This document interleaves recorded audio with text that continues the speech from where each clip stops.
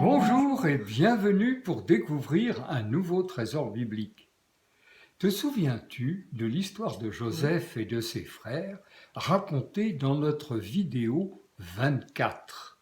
Nous avions laissé Joseph vendu par ses frères et devenu l'esclave de Potiphar, le chef des gardes du roi Pharaon en Égypte. Quel malheur pour lui, le chouchou de son père Jacob. Il se retrouve coupé de sa famille, dans un pays étranger et en plus esclave. Il y a de quoi perdre sa foi en l'Éternel. Dieu l'aurait-il oublié dans ses malheurs ? Eh bien, Joseph a pu le penser. Et pourtant, le texte de la Genèse, au chapitre 39, nous indique que dès le début de son esclavage, l'Éternel fut avec Joseph et faisait réussir toutes ses entreprises. Super. Pendant le long trajet avec la caravane, Joseph avait pu repenser à ses rêves et aux enseignements de son père Jacob. Il s'était tourné vers son Dieu pour y trouver du réconfort et de l'espoir. La bénédiction de l'Éternel reposa sur lui et rejaillit sur la maison de Potiphar, au point que Potiphar lui confia, lui l'esclave, toute la gestion de sa maison. Dans son malheur, Joseph garda confiance en Dieu et resserra ses liens avec lui, en restant fidèle à sa volonté. Heureusement, car il dut lutter bientôt contre une terrible tentation. En effet, la femme de son maître trouvait le jeune homme d'une grande beauté et désira avoir une relation avec lui. Ouais. Mais Joseph refusa tout net. Je cite, « Mon maître ne m'a rien interdit, sauf toi qui es sa femme. Comment pourrais-je faire un aussi grand mal et pécherai-je contre Dieu ?» Fin de citation. Joseph s'enfuit en hâte. Il ne voulait pas trahir son maître Potiphar qui lui faisait confiance. Il ne voulait pas non plus se séparer de Dieu qui l'entourait de ses bénédictions.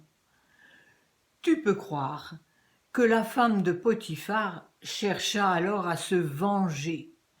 Elle inventa une histoire qui accusait Joseph de l'avoir agressé. Elle inversait complètement les rôles. Potiphar crut-il à ces accusations ou chercha-t-il à protéger son esclave ? Toujours est-il qu'il fit mettre Joseph en prison avec les prisonniers de Pharaon. Il connaissait bien les manigances de sa femme et peut-être justement voulut-il mettre Joseph à l'abri de ses manigances. Mais toujours est-il que l'Éternel, qui n'abandonne jamais personne, n'abandonna pas pour autant le jeune Joseph. Je cite, « Il lui fit obtenir la faveur du chef de la prison, qui lui confia le soin de tous les prisonniers. Tout ce que Joseph entreprenait, l'Éternel le faisait réussir. » Fin de citation. Un jour, deux nouveaux prisonniers arrivèrent. L'un était le panetier, le boulanger de Pharaon, et l'autre son échanson, celui qui lui versait à boire. En effet, ils avaient deux fonctions essentielles pour la vie du Pharaon qui craignait toujours d'être empoisonné. Ils avaient dû déplaire une fois au Pharaon pour se retrouver en prison. Au cours d'une même nuit, ils eurent chacun un rêve qu'ils furent incapables d'expliquer. Au matin, Joseph les trouva abattus et très tristes, et il leur demanda « Pourquoi avez-vous mauvaise mine aujourd'hui ?» il se souciait du bien-être des prisonniers dont il partageait le sort. Nous avons eu chacun un songe, et personne ne peut l'interpréter, répondirent les deux serviteurs de Pharaon. N'est-ce pas à Dieu d'interpréter les rêves? Leur dit Joseph. Il leur fit raconter leurs rêves et expliqua les chansons. Tu as vu que tu pressais dans la coupe de Pharaon des grappes de raisin pris sur 3 sarments de vigne. Cela signifie que dans 3 jours, tu retrouveras ta fonction auprès et à la table de Pharaon. Alors, à ce moment-là, souviens-toi de moi et parle au Pharaon pour me faire sortir de prison, car je n'ai rien fait pour mériter d'y être enfermé. Et le panetier, alors quel rêve a-t-il eu? Il a eu un rêve un peu semblable, mais quand même tout à fait différent, car il ne présageait rien de bon pour lui. Il avait vu 3 corbeilles de pain sur sa tête et des oiseaux qui en dévoraient le contenu. Il était Joseph peut-être un peu voleur, mais bon. lui prédit que dans 3 jours, il aurait la tête coupée. Oh, C'est ce qui arriva pour l'un et pour l'autre, exactement 3 jours après. Pharaon, dont on fêtait l'anniversaire ce jour-là, accorda sa grâce à les chansons, mais condamna à mort le panetier. Dieu avait donné à Joseph le pouvoir d'interpréter les rêves des autres. Cela renforça sa confiance en Dieu et son espérance de voir se réaliser ses rêves de jeunesse. eh oui. Le temps passait et Joseph était toujours en prison. Parce que les chansons, revenues à la cour de Pharaon, l'avaient simplement oublié. Oh là là!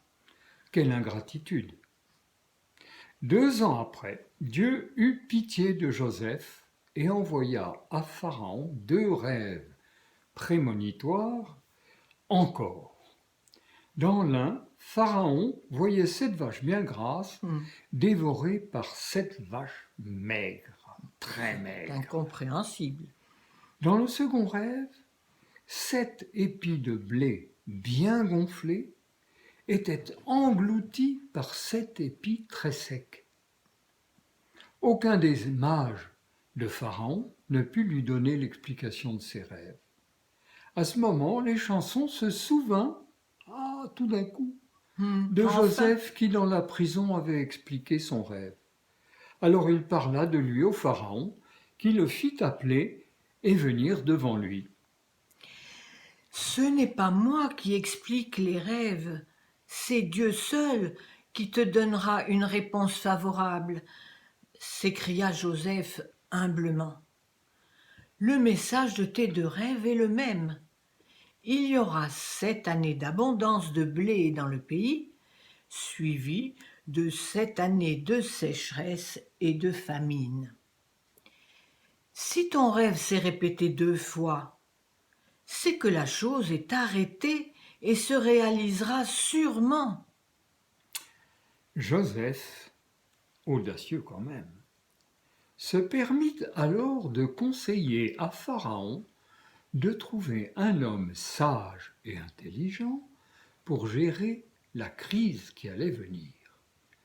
Pharaon trouva le conseil si pertinent qu'il nomma Joseph à la tête de ses ministres et lui donna autorité sur toute l'Égypte.